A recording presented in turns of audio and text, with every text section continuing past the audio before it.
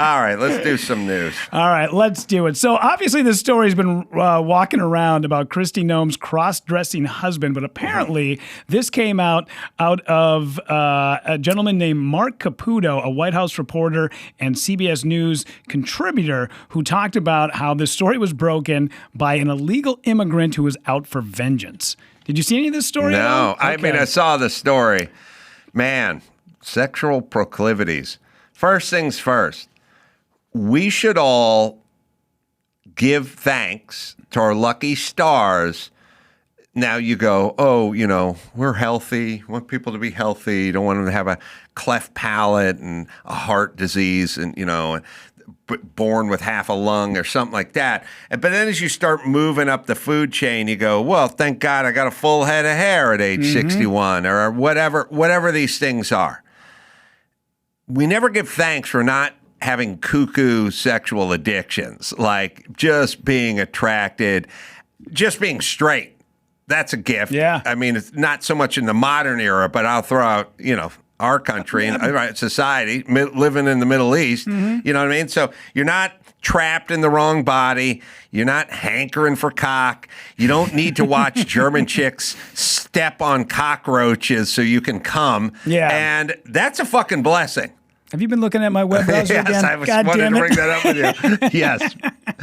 Yeah, so just not being a weirdo, not being a pedophile. Yeah. Like literally like I'm attracted to 9-year-old boys. Like, could you imagine the fucking burden?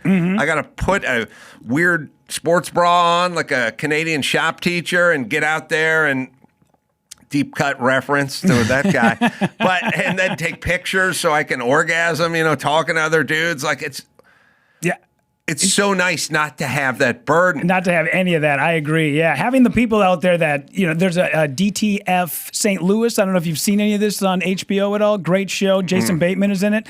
But a lot of it is about, you know, watching your wife get plugged by another guy and all of this stuff. And man, just having regular hetero sex with another person of the opposite sex is that, for me, that feels enough. Well, think about what P. Diddy's missing out on right now. Think about what Harvey Weinstein is missing out on right now. Yeah. Think about Bill Cosby's legacy. They could have just been flying private and being the toast of the town. Yeah. When you see the guys out there, you know, I always think about Danny Masterson. You know, that guy had like the Hollywood by the balls. You know, he could have had any woman that he wanted, but he chose because that is just what is inside of people. Aaron Hernandez, you're never going to get that out of him. Yes, you are one of the best tight ends in the NFL, but at heart, you want to walk around and murder people, and that's who you are. Yeah. All right. So, yeah, crazy story.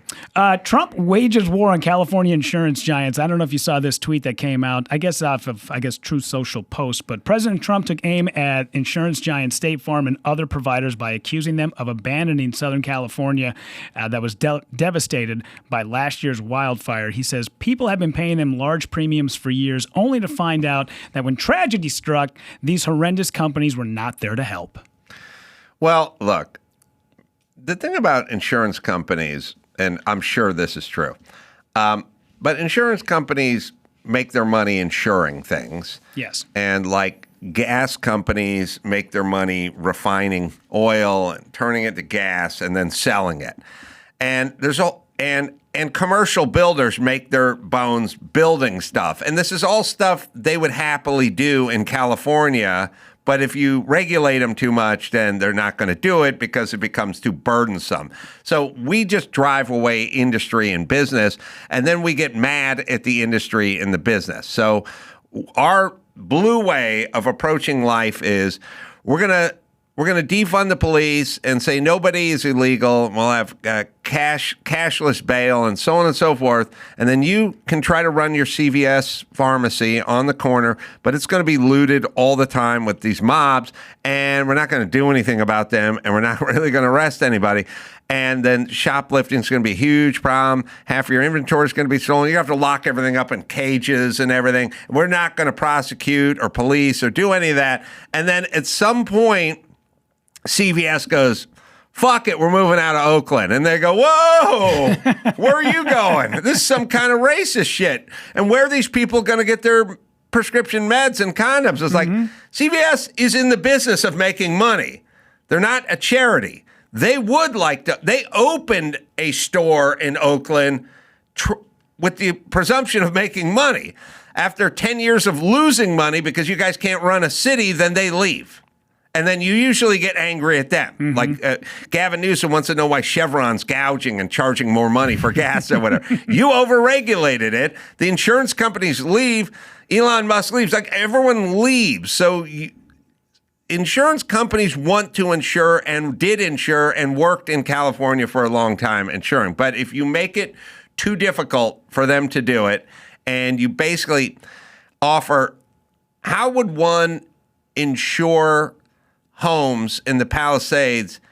That's their job. Their job is to insure the homes. Your job is to not have an empty aqueduct and clear the forest. Yeah. But you don't clear the forest or fill the aqueduct, and you want these guys to keep insuring you in the place that's going to burn down because they're aware of it. Yeah.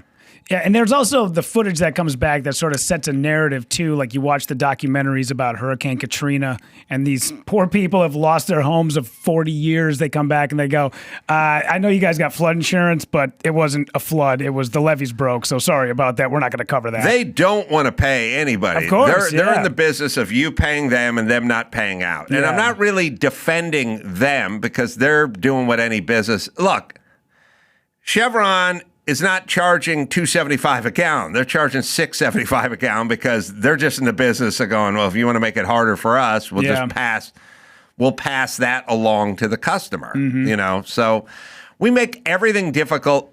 It's impossible to do business in California, and so businesses don't want to do business here. Absolutely. Yeah. All right, what's next? 4 people connected to a company hired by New York City to operate homeless shelters for migrants were arrested Tuesday as part of a federal corruption investigation. You're from Minnesota. What do you know about this? Stay in your lane, bro. The charges Tuesday focused on 2 leaders of the nonprofit Bragg's Home Care Corporation who were accused of stealing more than $1.3 million from the taxpayers-backed organization, and 2 subcontractors who, in the indictment, say paid bribes and kickbacks to the men in exchange for contracts worth millions. Look, obviously this is going to be the new subject for our society for a while. It's going to be all this insane waste and abuse and fraud because it has to be this way because we cannot help it. Yeah. So somebody brought this up, but it's true.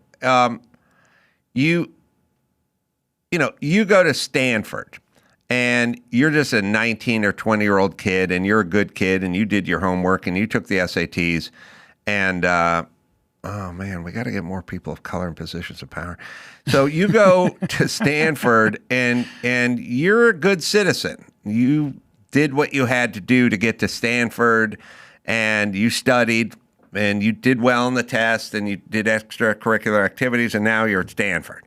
And so you go through your first semester at Stanford, and you're doing your homework and reading your books and being a good student, and you go through your second year, let's say, and then your third year comes around, and your roommate says, you got finals coming up, and, they only give you an hour to do the finals, so I'm really going to stay up all night.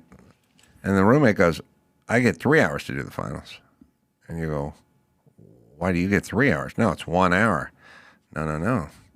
If you get a note from your doctor saying you're on the spectrum of Asperger's, then you get more time. Even guys can take it the next day and stuff like that. Really?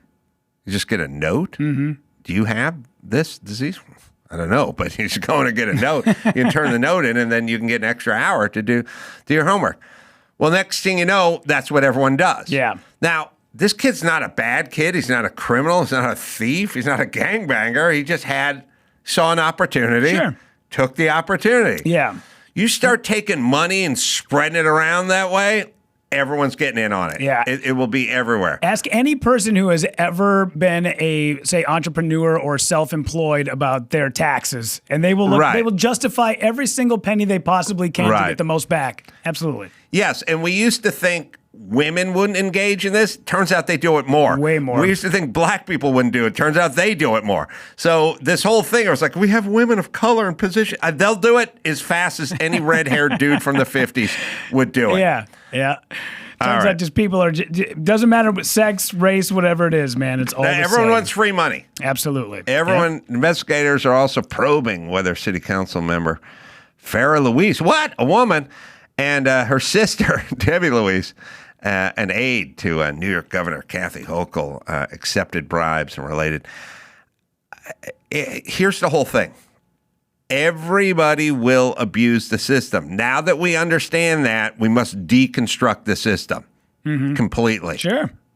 Yeah. Okay. So you were talking about this the other day, but wanted to bring this up because I have a personal story that actually comes with this. So why Tiger Woods won't hire a driver. So Tiger Woods has previously declined to hire a driver for himself due to privacy reasons, a source tells People exclusively. The professional golfer 50 was arrested and charged with DUI with property damage in Florida on Friday, March 27th. Woods doesn't want anyone to watch over him or know what he is doing, is what this insider says. Now, that was a point that you were making the other day, that he doesn't want people up in his business and knowing where he's at and what he's doing. There was part of it is, I can't tell you how many times I've Ubered to the airport and like been on the phone in the back of the Uber and not wanted to get into whatever subject, whether the guy's sitting there. Yeah. Now, they could invent the quiet car and it just had the shield in between. Remember during COVID, they'd hang cellophane and stuff up, and you see like 9 inches of daylight on the right, and flapping in the wind. Yeah. And but that was good signs at the New York cabs. You could do a partition, and Tiger. You could probably get one of his Range Rovers, right? And for probably under 20 grand, you could have it outfitted with a partition that was like double paned, soundproof. Tiger could go sit in the front, have you go yell in the back, and you couldn't hear him. But someone's dropping him off at his Guma's house at 3 a.m.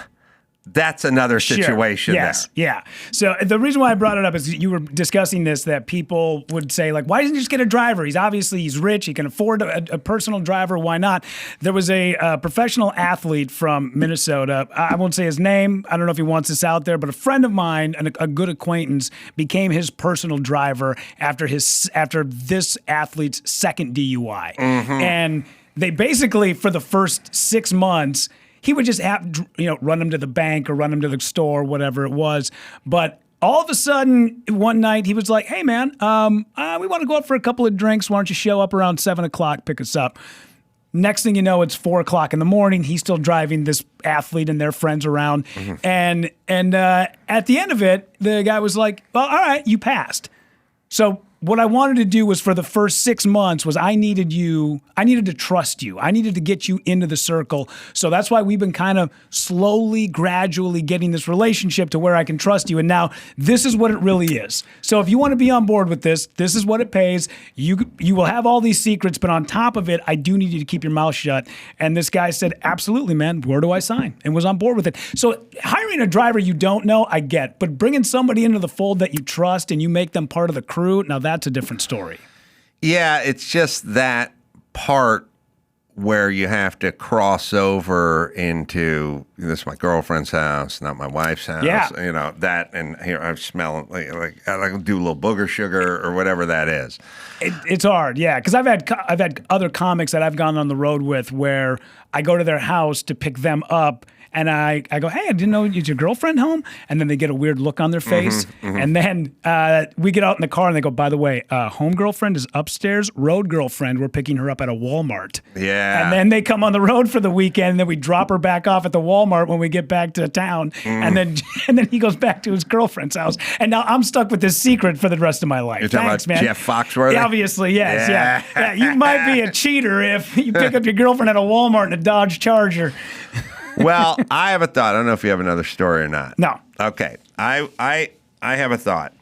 And Dawson, you're going to be in on this thought. You're going to like this thought. So there was a Colorado Supreme Court ruling, and it was about, trans kids and having conversations, counseling, and whatever. And Colorado's gone fucking nuts. Like when I was a kid, Colorado was like, Denver Broncos and Rocky Coors. Yeah, John Denver, man. And Yeah. that was about it. They become progressive fucking crackheads over there. I don't know why, but it's not good. And obviously they're going to ruin Colorado.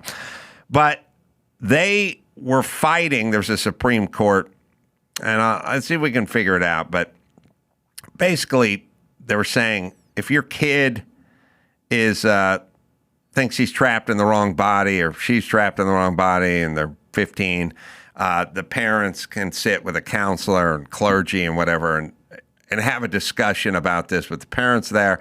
Of course, that was a bridge too far for Colorado. They want all that outlawed because they want every kid to get their genitals mutilated before their 18th birthday. March 31, 2026, the Supreme Court ruled 8-1, Childs versus Fernandez, finding that Colorado's ban on conversion therapy for minors likely violates the First Amendment. The decision of the court sided with Kaylee Childs, a Christian licensed professional, whatever. Okay, so all right. But here's what I want to say, and tell me what you guys think of this. It's 8-1. It's 8-1. So these are Supreme Court. These are the law of the land. When you take the Supreme Court and you go total amount of law experience, including law school and clerking for this and working for your own firm and all that kind of stuff, you take those 9 people, you've got 400 years of law study, right? I mean, you got 9, some are a little younger than others, but some are older. You have literally, at a minimum, like 300 years of law experience, right? Ketanji Brown Jackson is a progressive. She's not in there to apply the law. She's in there because she's a progressive, right? And when we do the Supreme Court, we have our gentleman's agreement, which is you're not here to support this side or that side. You're here to interpret the law and give it thing. But we all know politics gets in the way, and so people tend to lean this way or lean that way. And I get it. You're a fan. Can't help but cheer for your team. But we need you to make like sober, qualified decisions. So if you are so partisan that it is 8-1, it's 400 years of experience against your 19 years. But if it's 8-1, you got to go. Yeah. Because you've showed yourself for being partisan at that point. Yeah. Because everyone else is agreed to the rules. They've stuck with it. And so here's what I'll say. There should be a rule in the Supreme Court that if you get too many 8-1s, or 7-2s, you got to go. And you would knock this shit off. You would knock your partisan bullshit off, and it would work the other way, too. Sure. Like if it was all a bunch of stuff and you were the one conservative who sided with the NRA. You get caught in too many of those, we'll throw you out. In boxing, if you didn't see the same fight the other two guys saw too many times, you're not a judge anymore. They'll throw your ass out. Yeah. Because they go, we all just watched this fight. We all just saw what happened, and we all just picked the winner, and you went the other direction. And that can happen, but if it keeps happening, you may be a bad judge. Yeah. That's why even baseball has gone to automatic balls and strikes, and boy, that has got to suck when you get 2 or 3 of those called against you in a row. That's got to hurt a little bit. And it makes you realize that you're not as good as your job as you think I think she's a partisan hack. And by the way, the right is a little bit smarter. They're not going to get into an 8-1 situation because you look like a dope. You look like what you are. But if there's enough lopsided stuff that you're on the losing end of, and it could be on either direction, we'll boot you out. Yeah. And that would make you measured and more measurable because you have the supreme law interpreters in the world, and 8 of them saw something and you saw something else, which means you didn't see it because there's nothing they didn't think of. It just meant you are progressive who agrees with whatever retardism Colorado's trying to float up our asses this week. And for that reason, You don't need to listen to Ketanji Brown Jackson. Yeah.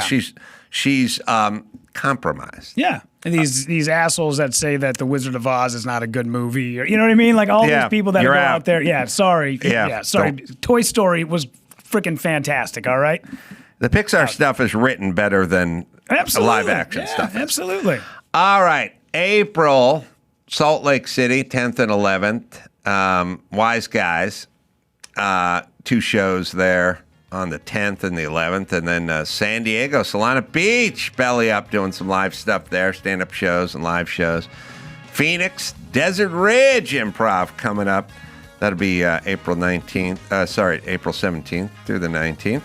You got Carolla.com for all the live shows. What do you got, Rudy? Let's see. This weekend I will be at Bananas Comedy Club in Rutherford, New Jersey, with our good friend Jonathan Kite. The following week, I'm going to be at LA Comedy Club at the Stratosphere in Las Vegas, and then I'll be in Phoenix with you.